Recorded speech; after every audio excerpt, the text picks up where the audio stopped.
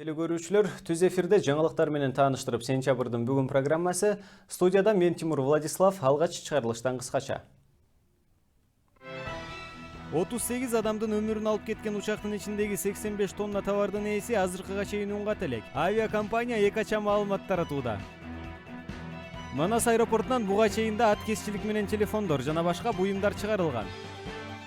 Кытай, Кыргызстан, Өзбекстан темир жолунун маршруту Торугар, Достук, Жалал Абад менен өтүүсү өлкө үчүн ыңгайлуу. Бул тууралуу парламентте айтылды. 38 адамдын өмүрүн алып кеткен учактын ичиндеги 85 тонна товардын ээси азыркыга чейин унгат элек. Бул нерсе ар түрдүү күдүк ойлорду жана бүдөмүк суроолорду жаратууда. Азаттыктын журналисттери кырсык болгон жерден товарлардын кыргызча тиркемелерин тапкан. Демек бул контрабанда.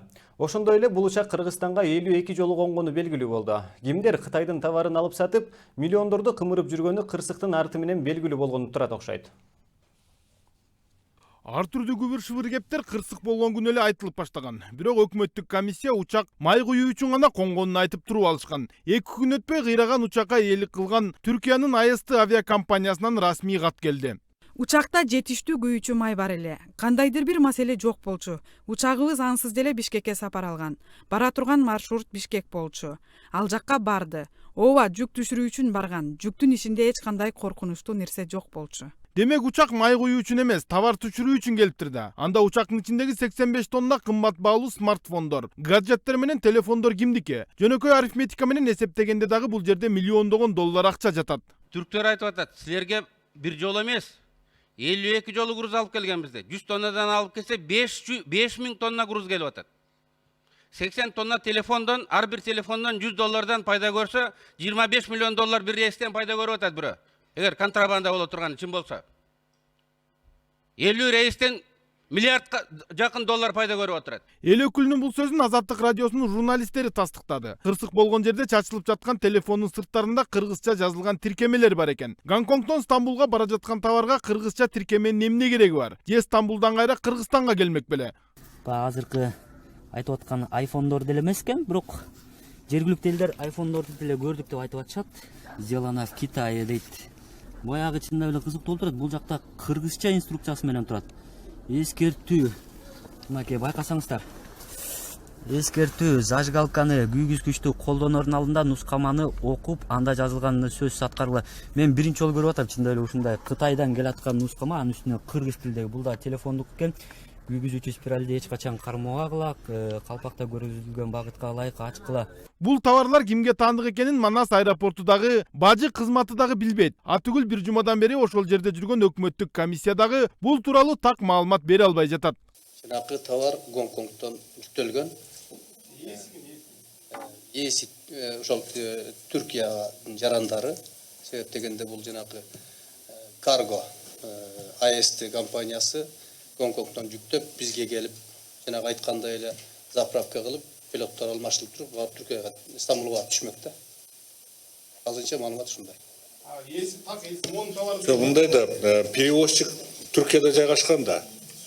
Ким заказ берсе, товардын ээси перевозчикке келип атса керек. Мен ошо ишкерлерде чыгат да, мен товарым чачылып калды. Жок, бизге эмес да, перевозчикке чыгат да. Ал уже авиакомпанияга өздөрүнүн бул груз застрахованный да. Эч нерсени көргөн жокпуз, эч нерсе билбейбиз деген өкмөттүн позициясы шек жаратып, коомчулукта ар түрдүү кептер айтыла баштады. Бардыгы таза болсо 85 тонна товардын ээсин. Эгер бир нече кишиге тийиштүү болсо, ошолордун тизмесин эле чыгарып койсо, күмөндүү ойлордун бардыгы жокко чыкмак. Аза күтүп, жабыр тарткандарга жардам бергенден башка дагы күнөөлүүлөрдү аныкташыбыз керек. Ыйман жылы дегенде пайданын артынан кууп, граждандардын өмүрүн тобокелге салып, аларды кайгы муңга чөктүрүп, анан изибизди жашырганга кылган аракетибиз бул туура эмес болуп калат.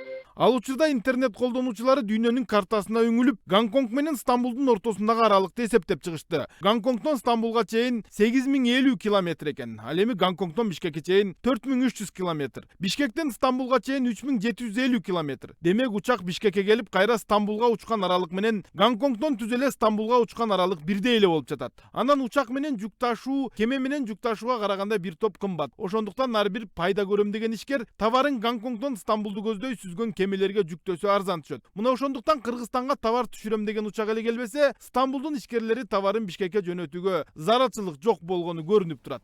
Болот Абдыжапаров, Ринат Элиманов, Сентябрь. 16 январда Манас аэропортуна чукул жердеги Дача суу конушунда кыйраган учактын ичинде эмне жүк болгон. Азаттыктын кабарчылары каргашалуу окуя болгон жерге барып, тургундардан көргөн билгенин сурап келишкен.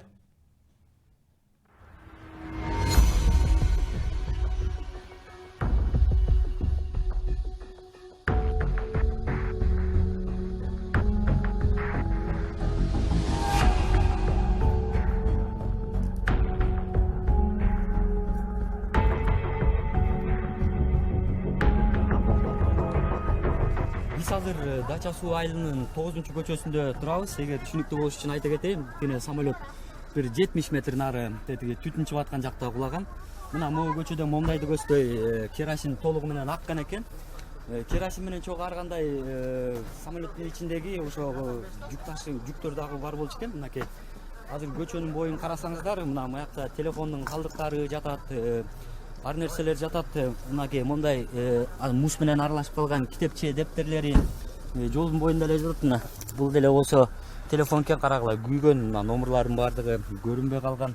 Мунусу да бар экен. Кагаздар бар экен, телефон инструкциялары окшойт. Кондор. Клавишасы менен заманбап азыркы айтып аткан айфондор деле эмес экен, бирок жергиликтүү элдер айфондорду деле көрдүк деп айтып атышат. Сделано в Китае дейт. Баягы чында эле кызыктуу болуп турат. Бул жакта кыргызча инструкциясы менен турат.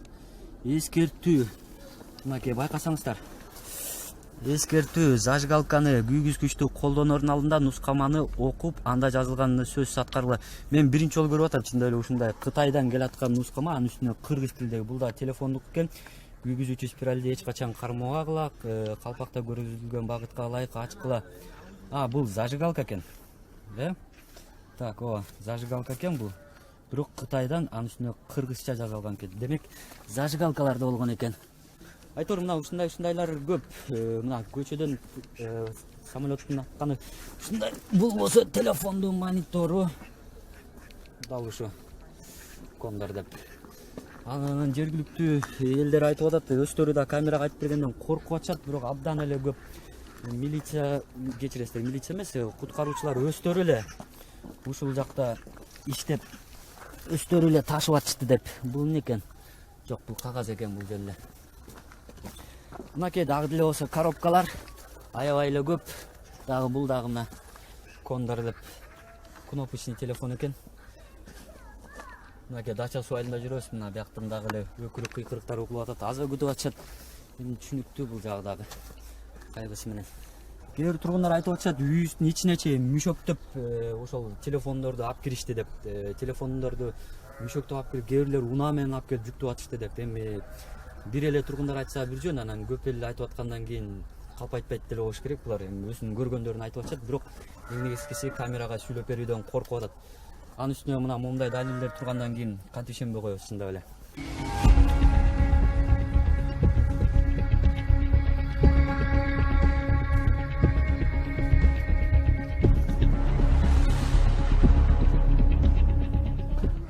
Эже жашайт жанындачы. Айтат, эжечи, милициянын машинеси келип артка келип токтоду дагы дейт. Бир киши чечине калып дейт, эмелерин бар дейт. Водолазкасын чечип туруп дейт. Мойнун байлап дейт, колдорун. Ичине деген бүт салып дейт. Эмнен көргөн жокмун дейт. Ай, силерге ишенсек, силер ушунда эже кириңиз ар жакка деп коюптур. Бүт жүктөдү дейт. Багажы, ичи полный жүктөп туруп эле кетип калышты деп атпайбы. Чоң хочуш дейт кочу. Телефон ар нерсем бар. Шыл астынан эмне чыкты, ким билет эмне кылышты. Могу жерден эле бири-бирине эле минтип эле атышкан, баягы туалетке кирип тетек үймөлөктөшүп турду короонун ичинде. Көрсө ошондо баягы бири-бирине беришип, алышып, баягы ачып аткан окшойт да, анан кийин алар кетип толтура тазаладык. Бири-бирине алышып беришип атышты. Ар бир эмелер солдаттар туруп, могу жерден тозуп коюшту. Булар баягы суточный турушту да, эртесини кетишти, эртесини башкалар келди. Өздөрү тоноп туруп анан кетишип калды да. Исмем менен турушпапты да. Тедактан баягы кечен өлгөндөн айтып атат. Бир жаш бала бүт өлүктөрдүн баарын ошол көрүптүр, ошол алып чыгыптыр. Кимди кандай болуп өлгөнүн айтып атат. Тааныйбыз да бири-бирибиздин баарын тең. Мынакей дагы деле болсо коробка. Азыр карап көрөбүз. Телефон да өзүм. Мынакей. Бул имей коддор. Телефондуку. Колдон жүргөндөр билет болуш керек. Коробкасындагы да.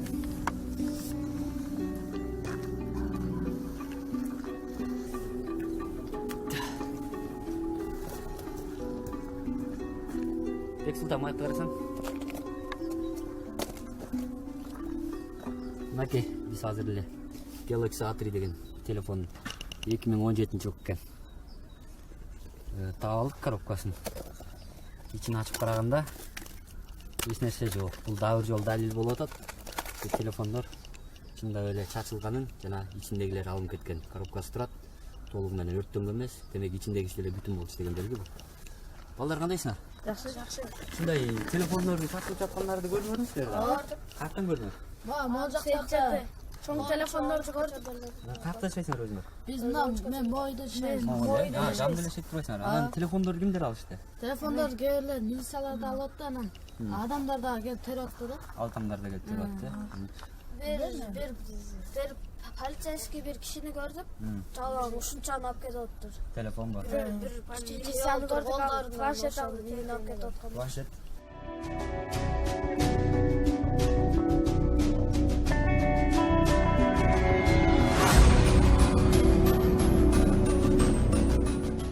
Жергиликтүү элдер мына окуучулар дагы айтып атат, ушундай телефондор көп эле ушинтип чачылып жаткан жана кимдер тарабынан терип кеткенин да өзүңүздөр уктуңуздар.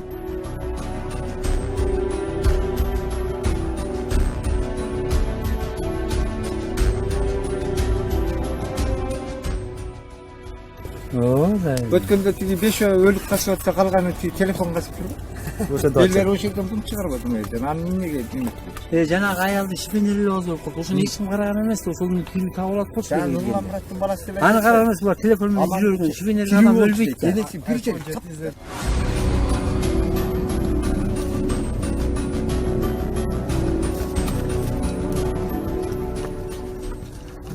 Мындайынан эми эч ким тааныбайт болуш керек. Мындайынан карасак алманы сүрөт. Кайсы фирманын экени белгилүү. iPad.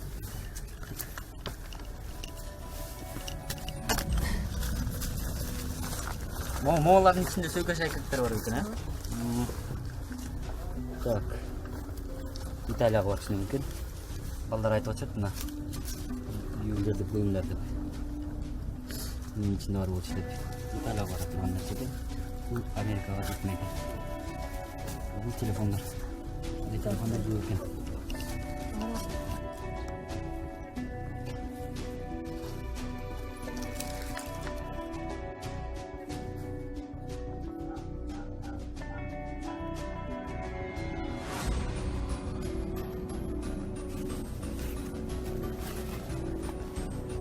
Негизи буга чейин жүк толугу менен Гонконгдон Түркияга баратат деп айткан. Кыргызстанга жүк бир гана май куюу үчүн гана учак токтогону тууралуу. Жана ошол маалда кырсык болуп отурат. Бирок өкүнүчтүүсү азыр маякта телефон, айрым зажигалкадагы инструкциялар кыргыз тилде жазылып атканына караганда менде азыр чоң шек болуп атат. Түркияга эмнеге кыргыз тилиндеги инструкциясы менен ошол эле зажигалка телефондор барат деген. Кызык азыркыга чейин жүктүн ээси менмин деп айткан да киши Кыргызстанда жок. Жана расмий түрдө дагы айта элек. Бул Кыргызстанга коно турган, келе турган жүк болчу деп. Бирок азыр мына чоң сурет болуп отурат. Анда кыргызча инструкциясы менен Түркияга зажигалка телефондор барып эмне кылат деген. Кечээ эле ICT авиакомпаниясынын кызматкери жүк Бишкекте калмак десе, бүгүн Майкарка Түрк авиакомпаниясынын өкүлдөрү Гонконгдон келаткан жүк Стамбулга багытталганын билдирди. Компаниянын жетекчисинин орун басары Хамза Тыглай Бишкекте журналисттерге маалымат берип жатып, Гонконгдон келаткан жүк Бишкекке эмес, Стамбулга бараткан эле. Манас аэропортуна май куйганы жана экипажды алмаштырганы конууну максат кылган. Стамбулга деле түз учушубуз мүмкүн, бирок оор жүк менен сөзсүз май куйдуруп, ошол эле учурда экипажды алмаштырыш керек деди. Майкарка компаниясынын мурдагы аталышы ICT Airlines экени такталып, бул ишкана 18 январда берген маалыматында жүк Бишкекке келатканын айткан. Гонконгдон келаткан ал учактын айланасында азыркы учурда ар кандай жоромолдор айтылууда. Анткени өкмөт Манас аба майданына кошумча май куюуга келди десе, учактын ээлери жүк түшүрүүгө конмок деп билдирүү таратты. Эки ача пикирлер айтылып жаткандыктан коомчулук кайсынысына ишенерин билбей турган кезде. Кээ учугун кесиптешим улантат. Маалыматтарга ылайык 85 тонна телефон жүктөлгөн учак Кытайдан түз эле Кыргызстанга багытталган. Муну компаниянын билдирүүсү менен апат болгон жерден табылган кыргызча жазуусу бар телефон колдонмолору да далилдеп турат. Учурда кырсыктын келип чыгуу себептерин парламент мүчөлөрүнөн тартып жарандык коом ар түрдүү баалашууда. Туура маалыматтын жетпей жатканы көптөгөн шектүү ойлордун жаралышына негиз болуп жаткандыгын Динара Ашурахунова белгилейт. Расмий маалыматты ким бериш керек? Өкмөтпү? Же аэропорт Манаспы? Же Кытайдан учурган аэропортпу? Же Туркияга конгон аэропортпу? Ким?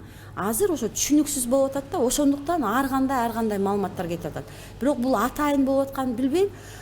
Негизи эгерде ушундай жүк жөнүндө айтылып, бирок расмий түрүндө жок, жүк түшүрбөйт болчу деп айтып атканы, бул албетте бир кандай шек туудурат да. Кээ бирлер бул жүктүн контрабанда экенин айтып, ага жогорку бийликте отургандардын да тиешеси бардыгын айтышууда. Аталган маселе парламентте көтөрүлүп, кече депутаттык комиссия түзүлгөн. Бирок айрым талдоочулар комиссиянын жыйынтыгы адилеттүү чыкпайт деген пикирде. Комиссиянын түзүлүшү бүгүнкү күндө эч кандай жыйынтык алып келбейт.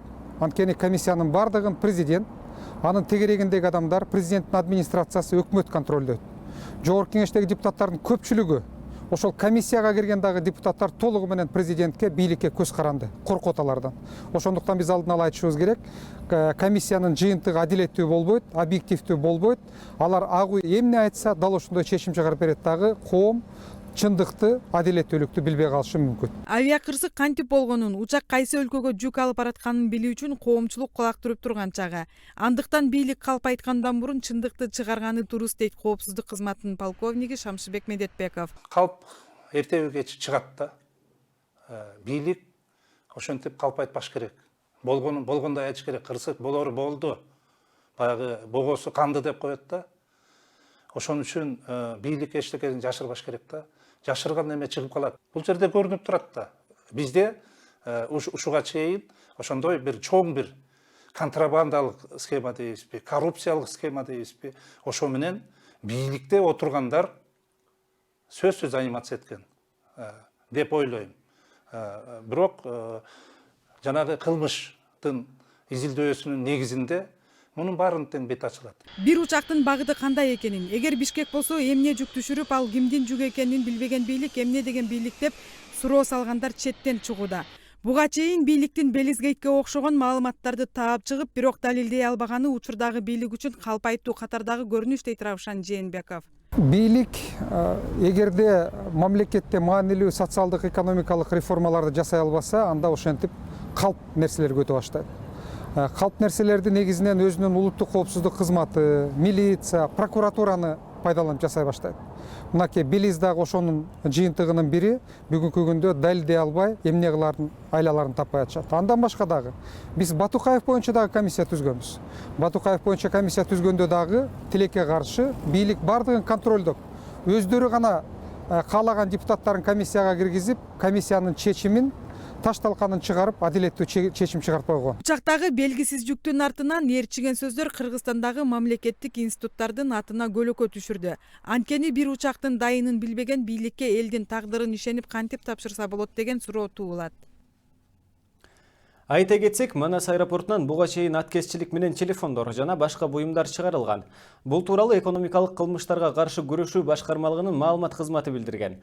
Кызмат бажы төлөмдөрүн төлөбөй, аткезчилик менен чыгарылып бара жаткан телефон жана башка буюмдарды 2016-жылы 26 октябрда Манас айылынан кармаган.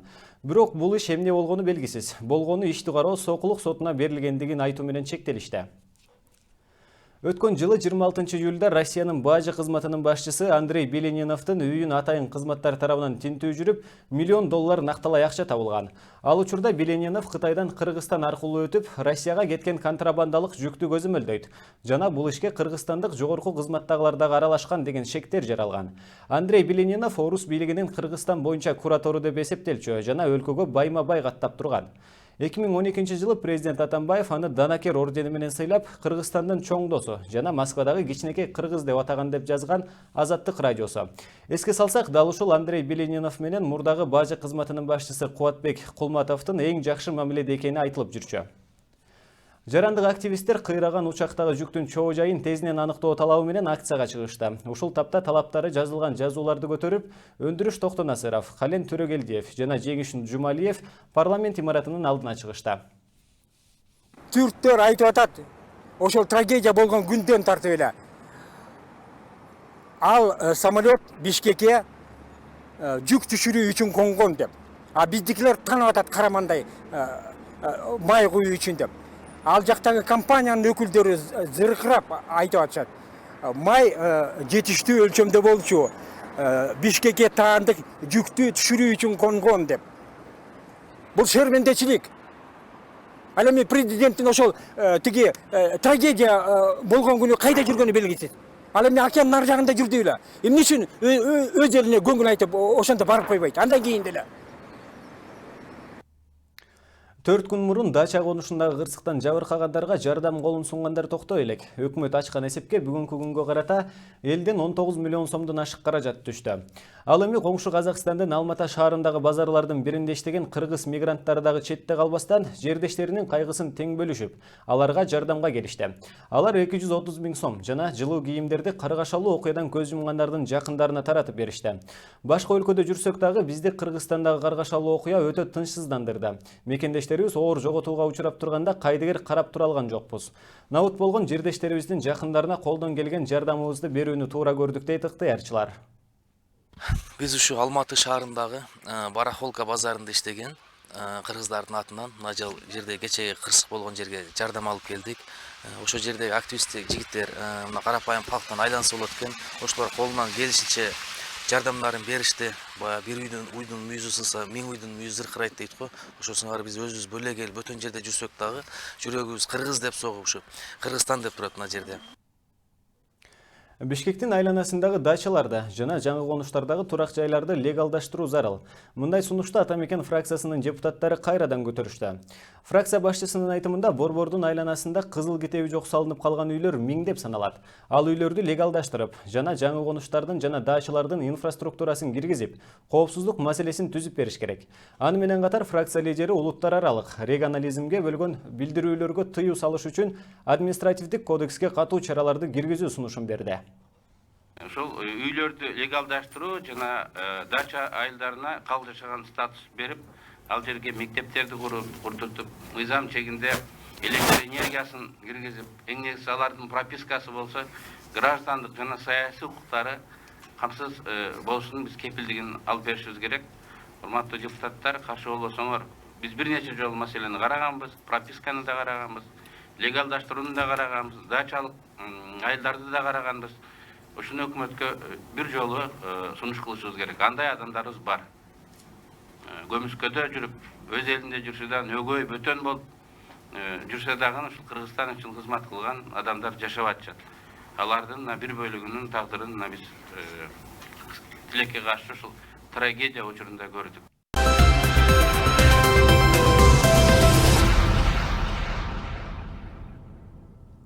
Нарындын Кочкор районунда окуучулардын мушташынан бир өспүрүм каза тапты. Дагы бирөө ооруканага түшүп жандандыруу бөлүмүндө жатат. Жаңжал Капар Кадыралиев атындагы мектептин окуучуларынын арасында чыккан. Алар бычак колдонушкан айтылууда. Киши өлүмүнө алып келген окуучулардын мушташынан соң Капар Кадыралиев атындагы мектептин директору иштен алынды. Ошондой эле Кочкор райондук билим берүү бөлүмүнүн башчысы да жумуштан бошотулду. Облус башчысы Аманбай Кайыпов Кочкор айылына окуя болгон жерге барып, күч органдарына бул боюнча тыкыр иликтөө тапшырмасын берди. Үстүбүздөгү жылдын 18 январында Жалал-Абад шаарынын индустриал көчөсүндө жеке ишкер Абдысатар Азизовдун башына ок тийип, облустук ооруканага жеткирилген. Дарыгерлердин айтымында учурда жабырлануучунун абалы оор бойдон калууда. Анткени кан басымы улам төмөндөөдө. Ошол эле учурда угуу аппараты иштен чыккан. Бүгүнкү күндө жандандыруу бөлүмүндө эс алуу үчүн эс учун билбей, кечиресиздер, жасалма дем алуу аппараты менен жатат. Ал эми бул боюнча күч органдары тарабынан адам өлтүрүүгө аракет жасоо беренеси боюнча кылмыш иши козголуп, иликтөө иштери жүрүүдө. Теманын уландысы кийинки материалда. 18 январ күнү саат 17:00 чамасында Жалал-Абад шаарындагы индустриал көчөсүндө жеке ишкер Абдусаттар Азизов бейтаныш адамдар тарабынан башынан травматикалык ок менен жараланып, бети башы канга боелгон абалда ооруканага жеткирилет. Дарыгерлер тарабынан биринчи жардам көрсөтүлүп, бул тууралуу күч түзүмдөрүнө кабар беришкен. Ак халатчандардын билдирүүсүндө Азизов ооруканага келгенде 2 ооз сөз сүйлөп турган, бирок бара-бара абалы оорлошкон. Келгенде эле реанимацияга түштү. Реанимацияда плазма куюп, кан көп кетип калыптыр. Плазма койду, дары-дармектер коюлду. Где-то уже саат 7-8-дерге уже больнойдун давлениясы уже түшө баштады. 80 кайра дары-дармек менен куюп давлениясын көтөрдүк. Бүгүнкү күндө жабырлануучу облустук клиникалык оорукананын жандандыруу бөлүмүндө жасалма аппараттын жардамы менен жатат. Ошондой эле кан басымы улам төмөндөп, абалы өтө оор экенин дарыгерлер билдирүүдө.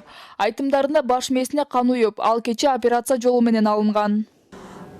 Сахарный диабет менен учетто турат экен. 5 жылдан бери уже лечение алып, эмелеп жүрөт экен.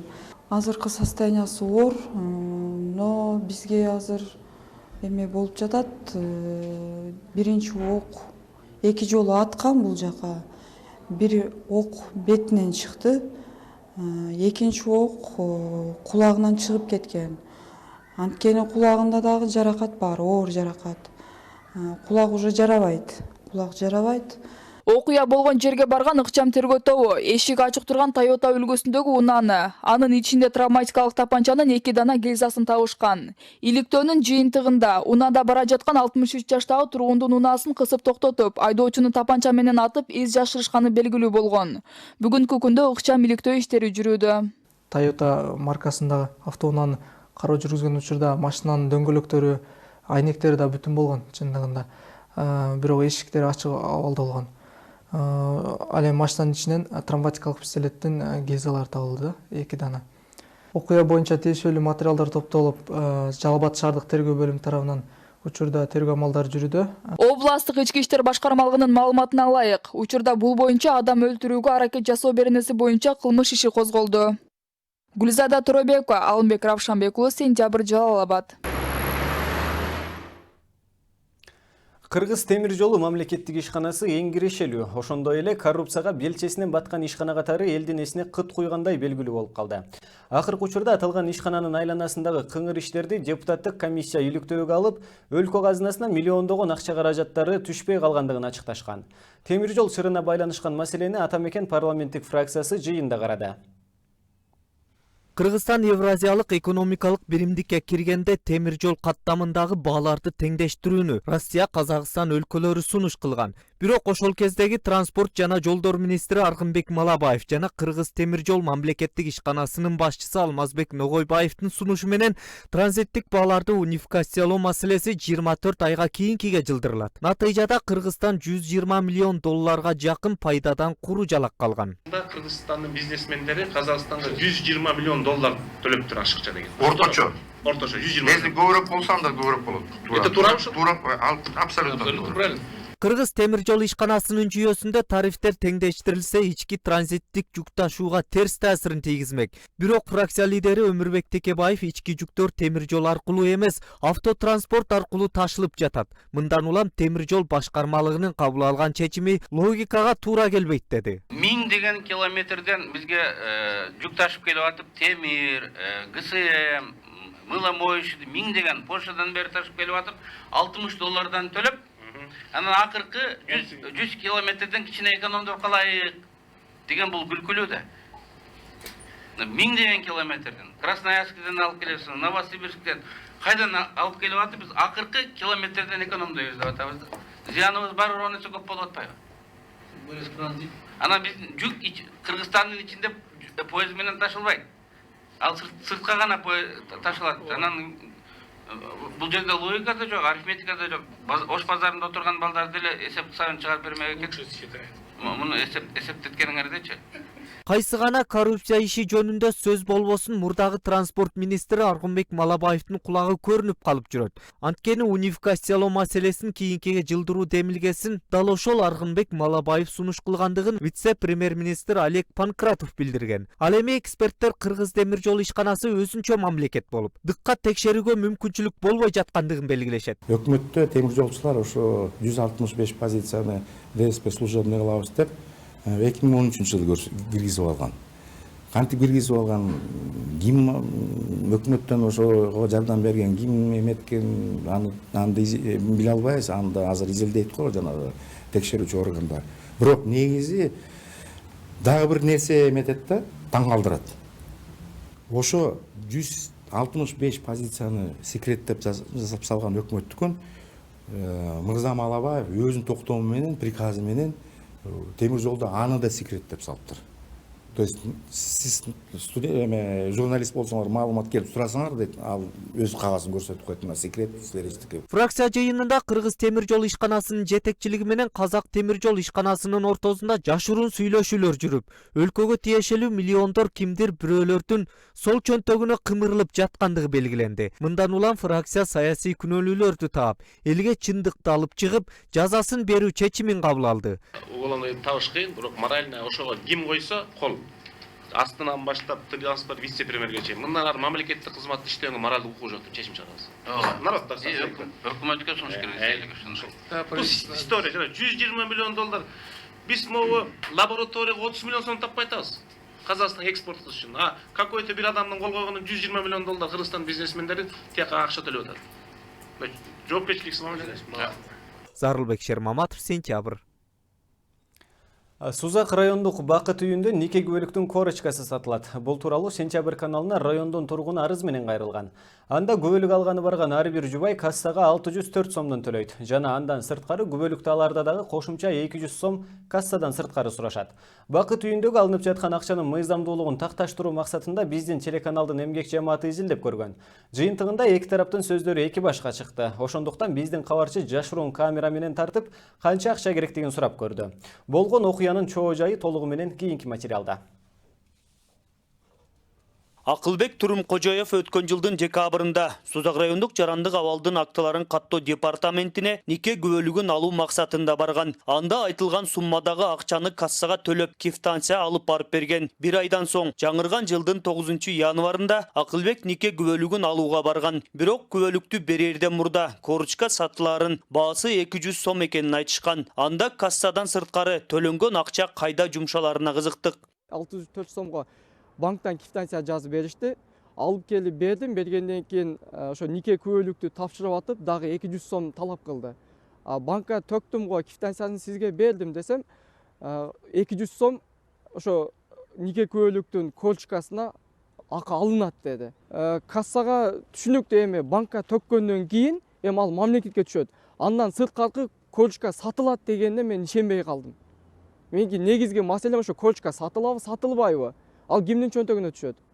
Ошону мен айтайын дегеним, ошол 200 сом кимдир бирөө үчүн мындай эле акчадыр, бирок кимдир бирөө үчүн жол кирesi, тамак ашы, күнүмдүк, бир күндүк жашоо турмушуна жарай турган акча болуп калат. Ошон үчүн эми көпчүлүк жарандарга мисал болсун деген маселе. Айтылган кептин канчалык тууралыгын билүү максатында өзүбүздагы катардагы жарандар менен кезекке туруп киргенибизде тийиштүү адисте нике күбөлүгүн алууга канча каражат кетерин сурап көрдүк. Жашыруун телефонго тартылып алынган видеодо аталган ишкананын башка адиси күбөлүк алуу үчүн 1000 сомдун тегерегинде акча кетерин жана корочкага өзүнчө төлөнөрүн айтып жатат.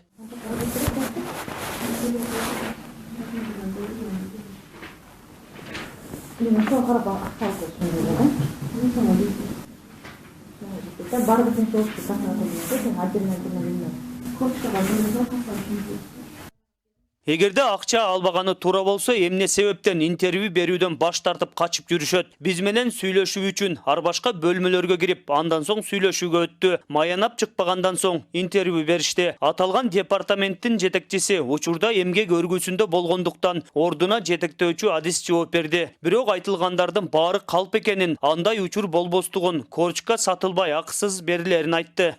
Корочкасына эч кандай акча алынбайт банкка төлөнгөндөн кийин. Эгерде ортосунда чогуу баккан балдары болсо срогу кыскартылат. Ошо бир күнүн ичинде келген күнү, заявление жазган күнү берсек болот. Корочка жаңы жылдан бери жок болуп атат Кыргызстан боюнча. Азыр бизде жаңы АИС системасы кирген. Биз азыр уже компьютерга илгери колдо каттайтчу элек. Азыр биз компьютерга каттап калдык. Эми электронный свидетельстволор чыгат деп ошону күтүп атабыз. Жок, мен алган жок. Жок, эч кандай акча алынбайт. Банкка гана төлөнөт. Ал эми Сузак райондук жарандык абалдын актыларын каттоо департаменти чыр болуп жаткан маселе тууралуу кайрылган жалгыз жаран болду. Учурда өз ишин тездетип бүтүрүү үчүн кезекте тургандардын саны арбын. Ошондой болгондо да акчага бүтүрүп жатабыз деп айтуудан айбыгып тургандар четтен чыгат. Алар бирок камерага сүйлөп берүүдөн качып жатышты. Анткени алар арызданса документтери кечиктирилип калышынан коркушат. Сузак районунда 2016 жылда 1882 жаран нике күбөлүгүн алган. Ал эми быйыл жыл башынан бери 17 январга чейин райондо 34 жаш жубайлар нике күбөлүгүн каттаткан. Талгат Бакиев, Алымбек Рапшанбек уулу, Сентябрь, Жалал Абад.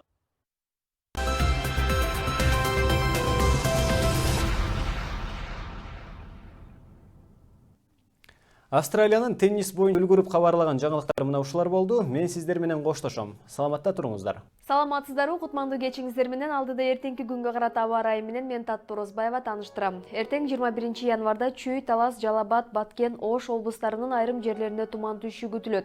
Жолдор тоңголок тайгак болот. Шамалдын багыты өзгөрүлүп турат. Ылдамдыгы 1-6 метр секундасына жетет. Абанын температурасы Баткен облусунда түнгүсүн 1-6 градус суук, күндүз 2-7 градус жылуу болот. Ош облусунда түнгүсүн 1-7 градус суук болот, ал эми күндүзү 1-8 градус суук. Жалал Абад облусунда түнгүсүн 2-7 градус суук болот, күндүз 2-6 градус жылуу болот. Нарын облусунда түнгүсүн 24-29 градус суук, күндүз 13-18 градус суук болот. Талас өрөөнүндө түнгүсүн 2-7 градус суук, күндүз 4-9 градус жылуу болот. Ысык көлдө түнгүсүн 3-8 градус суук, ал эми күндүзү 0-5 градус суук. Чүй өрөөнүндө түнгүсүн 2-7 градус суук, күндүз 4-9 градус суук болот. Ал эми Борбор калабыз Бишкекте түнгүсүн 9-12 градус суук, күндүз 1-3 градус жылуу болот. Сиздер эртеңки күнгө карата аба ырайы тууралуу маалымат алдыңыздар. Кечиңиздер көңүлдүү уласын, саламатта калыңыздар.